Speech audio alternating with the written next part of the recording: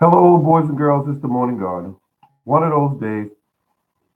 Um, I want to start off, but I don't want to be negative. I just want to let you know that hey, while cutting my grass and also cutting the grass up on the garden plot, my largest garden plot, which I use that method to fertilize my garden and also to stimulate the soil by, trimming the grass. Uh, I trimmed the grass. I also was getting ready to go further up and use a trimmer and this not any longer have a trimmer. Someone thought it would be a better idea and remove my trimmer. I think I had the trimmer maybe 3 months. It was a professional grade trimmer from, it doesn't matter what company it was from. It was from Troyville, I think it was.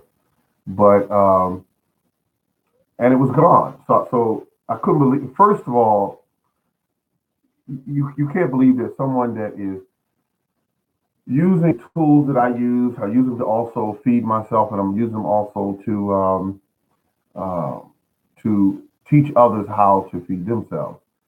And someone would go into, well, they actually made their way in through underneath the door of the shed, if you will, reached in and grabbed it and worked it out of there some kind of way. But they got it. They got it. And I looked at that, and at first I was really disappointed, and I kept saying, "Well, who? I wonder who took it. Was it kids? Was it adults? Um, uh, they had the tractor in there. Why didn't they get the tractor?" And I said, "Because they happened upon that garage, and they just looked in there, and or they looked through the crack, and they saw that the trimmer was there, and it was close enough for them to get it."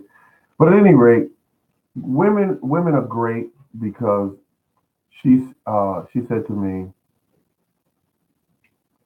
she said, "What goes around comes around."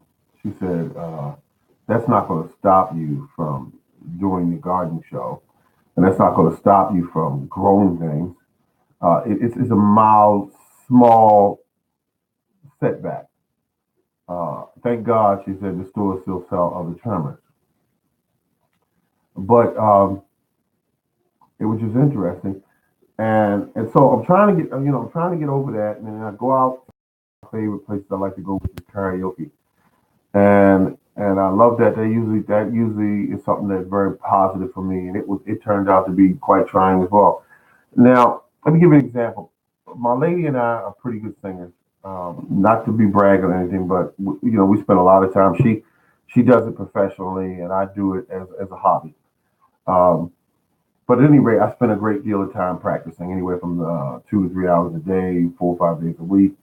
It depends what I'm trying to do. But when we got to karaoke, it was it was a party. It was a birthday party. I didn't know about the birthday party when we got there. Long story short, a gentleman gave me a compliment, and it went something like this. And if he would have listened to himself talk, he might have said, "Maybe I shouldn't be saying this," but he said, "You know," he said, "I don't want to be racist, but usually when I see a black person go up and sing, I know it's going to be good." He said, "That's just the way I feel about it." And he said, "It's just something about them." He said, "I don't know where they get it from." And I looked at him and I said, "Oh, okay, all right." And he said, "You and your lady are very good." I said, "Oh, okay, thank you very much, sir." And I kept my peace because um, I thought about while I was sitting there, and I said, he didn't mean any harm. He actually thought he was giving me a compliment, and he was basing the fact that I was a pretty good singer had something to do with the fact that I was a darker skinned person. And I thought, in this day and age, there are still some people who believe that there are certain traits about people uh, that has something to do with their ethnicity. And I said, oh, here we go. And that's what I said to myself. Here we go. I said, I'm here. I am trying to enjoy myself. So I got over that. And thank God all the people there. And I always say this is that all people are not like that. All people do not think that way. I just thought that it was interesting in this day and age. And I'm trying to come there to get over something that I was going through at home, having to relate to having my trimmer stolen. Um, uh, so at any rate, that was that was uh, that was a trying day yesterday. Now I will get another trimmer. I don't want to put out for another trimmer right now, um, and I got to come up with a better way to secure it so that this doesn't happen again. Um, so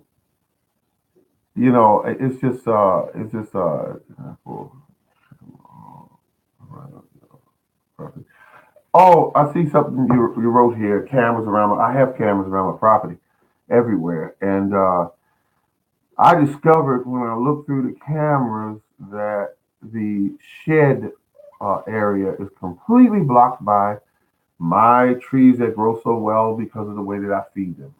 And there was nothing I could do about that because what had been done, it was done, and it was done where the trees blocked everything. So I went out later on that same day and I trimmed back those trees so that now I could see what I need to see. Um, I got a feeling, I just got a feeling it was kids um, because I've had kids in my yard in the past. Never have I ever had adults walk. Well, yes, I did have adults walking around my yard when I first bought the property. An insurance person was walking around on my property, and I went out there and I said to him, I said, who are you? What are you?"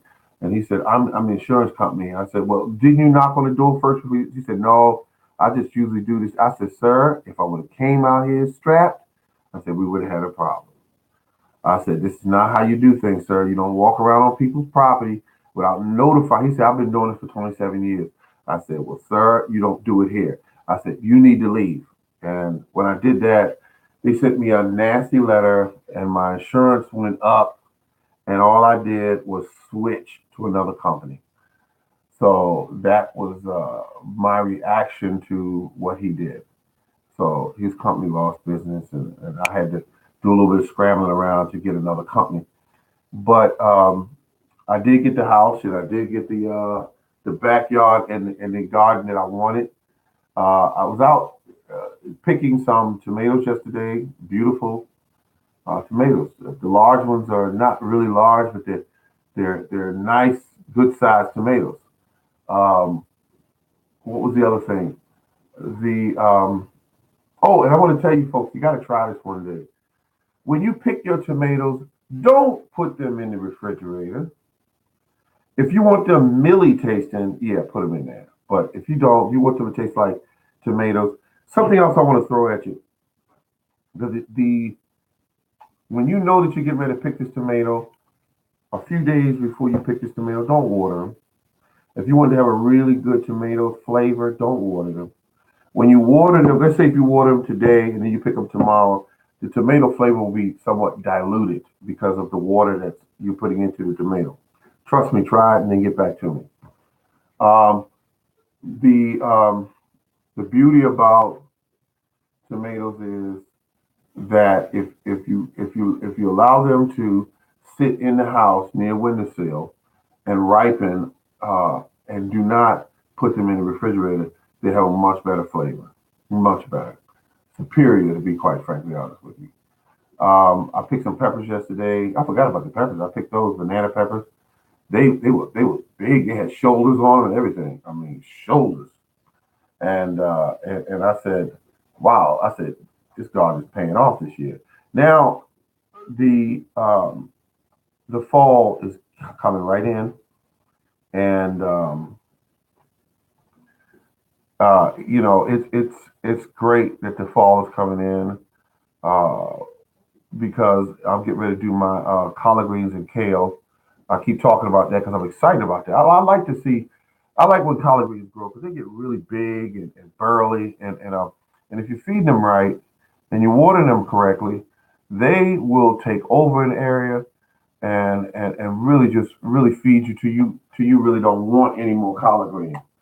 But too many people have asked me this year, "Are you growing collard greens?" Because they like to come to me and I give them collard greens because my collard greens, I have a technique where they really are sweet.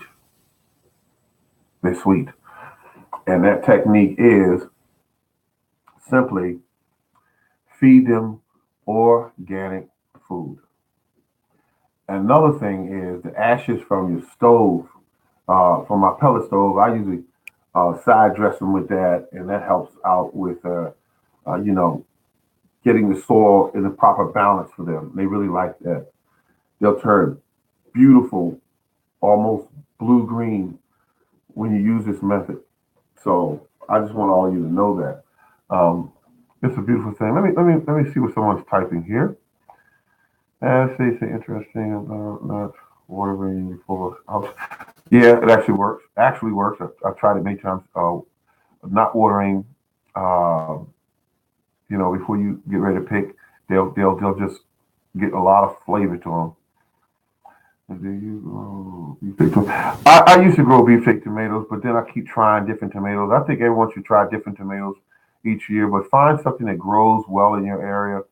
And you could do that by getting into your Department of Agriculture in your area, asking what tomatoes grow well here, or you could talk to neighbors to see what grows well in your area. Because if you got a guy down the street that's been growing tomatoes for 18 years and he grew a certain variety of tomatoes, then chances are that tomato does very well in that area. Yeah, picking collard greens and kale after the first frost is definitely a plus. It is definitely a winner. I mean, it's the best way to go. Um, I had beef steak this year. Oh, okay. I like. Well, how did they turn out? Beef steak tomatoes that you grew this year. How did they come out? Were they sweet? Were they small? Were they big? Were they? Did you have any issues with growing them? Did they take off and grow ample supply on them? Did they grow slowly? Did they grow just one or two at a time, and that sort of thing? Because we still are having the problems in our gardens. A lot of people are not, adding up to it right now. Garden Rebel has he's a beekeeper as well as a gardener, so he's not having any problems with pollination of his plants. A lot of people, I like to ask them, are you seeing bees on your property? Are you seeing the honeybee on your property? Basically, are you seeing that particular bee? Because he's best. He's one of the best pollinators that we have. But you can also use the honeybee as a pollinator. You can also use a mason bee as a pollinator as well. Let's see. This is also first, first frost. Yeah. Pick them at first frost. Beefsteaks this year. Okay, let's see. My beefsteaks are sweet yet small. Okay, yeah. Tomatoes are basically heavy feeders, and if you grow them on a piece of ground where you keep using each year instead of rotating them, they'll tend to be a little small. Also, it's a good idea that in the fall, excuse me, the fall or early spring, you want to get your pH tested and see where it is, and find out what you need to do to bring it into to what your plant is needing. And I didn't say want, I said need, because they need a certain balance in order to do extremely well. Because remember, if your soil's out of, if your pH is out, then your plants really can't eat as well as they should. And tomatoes are, in fact, very heavy feeders. That don't mean go up and load them up with a lot of 10-10-10. It means you can use something like I'm gonna tell you something right now. If you really want a really good fertilizer, there's a number of ways you can go. One of them is go to the fish market, get a whole big bag of fish heads, dig your holes, drop those heads in there, cover them over, sit your plant on top of that soil, and but bury it deep enough so you don't get critters all in there after those heads. Um, but you dig them 8, 10 inches deep, put the heads in there, the guts, cover them over, and that's a really good fertilizer. Plants really respond well to that. I'm talking about everything from broccoli to kale to what's the other one? Tomatoes, peppers. They all do extremely well when they get that kind of natural fertilizer. And they might at the grocery store give it to you for free, and they have ample supplies of it. They're cutting up fish at a pretty good sizable fish market. You can get a whole trash can full of it and bring it home.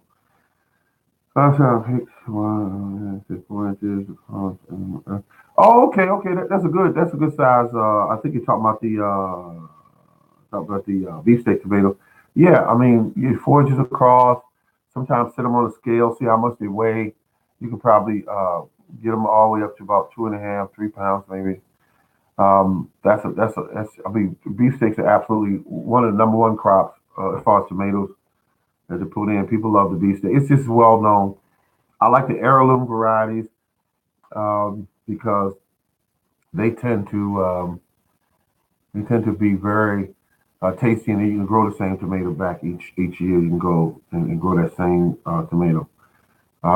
Tomatoes are definitely a plus anytime you grow, and it's good to put a number of plants in if you have a space for it. Put 10, 12 plants in, and you put that many in. You know you're going to have some tomatoes, and if anything went wrong in the garden, chances are you're still having tomatoes on the way. It's a lot better chance of that because um, you definitely have your stuff together.